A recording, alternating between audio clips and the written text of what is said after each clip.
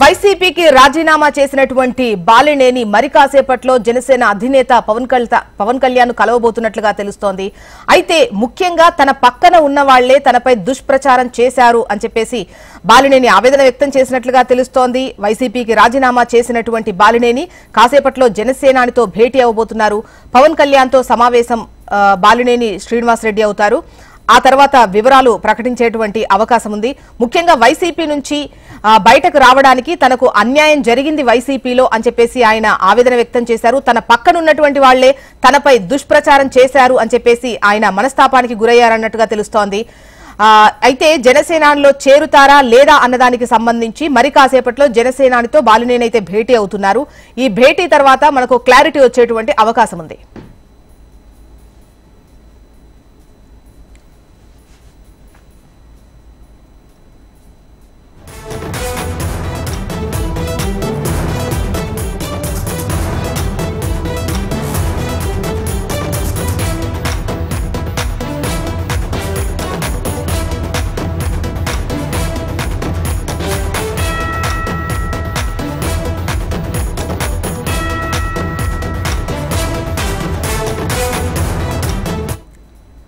Right, వైసీపీకి రాజీనామా చేసినటువంటి బాలినేని శ్రీనివాస్ మరి కాసేపట్లో జనసేన అధినేత పవన్ కళ్యాణ్ కలవబోతున్నట్లుగా తెలుస్తోంది. అయితే ఈ భేటీ తర్వాత జనసేనలో బాలినేని జాయిన్ అవుతారా లేదా చేరుతారా లేదా అనేటువంటి క్లారిటీ అయితే వస్తుంది. వివరాలు అందించేందుకు కాంతి సిద్ధంగా ఉన్నారు. కాంతి, చెప్పండి, బాలినేని జనసేనానితో భేటీ అవబోతున్నట్లుగా తెలుస్తోంది. దీనికి సంబంధించి మీ దగ్గర ఉన్నటువంటి డీటెయిల్స్ ఏంటి?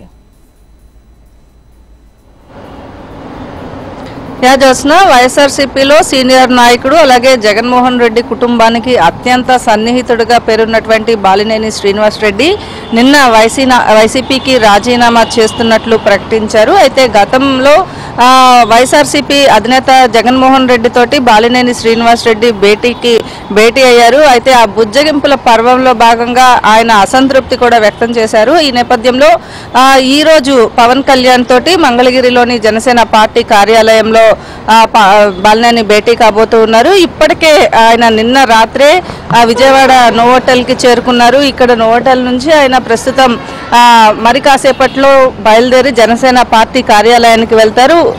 జనసేన అధినేత పవన్ కళ్యాణ్తో భేటీ అనంతరం దీనికి సంబంధించినటువంటి ఆయన జనసేన పార్టీలో ఎప్పుడు చేరుతారు, పార్టీ కండువా ఎప్పుడు కప్పుకుంటారు అనే అంశాలకి సంబంధించినటువంటి స్పష్టత వచ్చే అవకాశం కనిపిస్తూ ఉంది. వైఎస్ఆర్సీపీలో తనకు అవమానం జరిగింది, సొంత పార్టీ నాయకులే తనకు అండగా నిలవలేదు, పార్టీకి సంబంధించినంత వరకు కూడా ఇప్పటి వరకు నేను ఎంతో నిబద్ధతతో ఉన్నప్పటికీ కూడా పార్టీ నన్ను ద్రోహం చేసింది అంటూ ఆయన కీలక వ్యాఖ్యలు చేశారు. ఈ నేపథ్యంలో ఈరోజు బాలినేని శ్రీనివాస్ పవన్ కళ్యాణ్తో భేటీ అనంతరం ఎలాంటి నిర్ణయం తీసుకుంటారు, పార్టీలో ఎప్పుడు చేరుతారు, జనసేనలో జాయినింగ్ ఎప్పుడు ఉంటుంది అనే అంశాలకు సంబంధించినటువంటి స్పష్టత వచ్చే అవకాశం ఉంది. మరొక వైపు ప్రకాశం జిల్లాలోని జనసేన నాయకులు రెండు వర్గాలుగా చీలిపోయి బాలినేని రాకను కొంతమంది వ్యతిరేకిస్తూ ఉన్నారు, మరికొంతమంది స్వాగతిస్తున్న పరిస్థితి ప్రస్తుతం ప్రకాశం జిల్లాలో కనిపిస్తున్న నేపథ్యంలో బాలినేని రాక విషయంలో అటు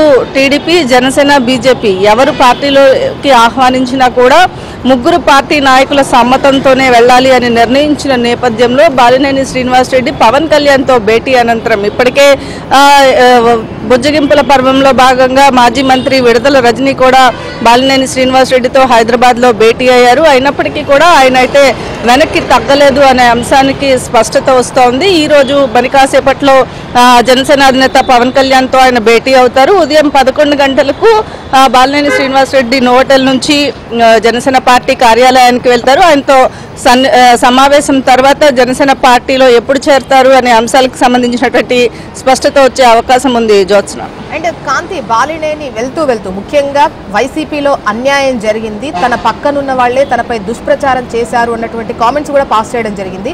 దీనికి సంబంధించి వైసీపీ నేతలు కావచ్చు, ముఖ్యంగా నియోజకవర్గానికి సంబంధించి తన అనుచరులు కావచ్చు, వైసీపీ సభ్యులు కావచ్చు, ఎవరైనా స్పందించారా? అసలు ఏంటి, ఏం జరిగింది, ఆ నియోజకవర్గంలో వైసీపీ పొజిషన్ ఏంటి, ఇటు జనసేనకు సంబంధించి సిచ్యువేషన్ ఎట్లా ఉంది?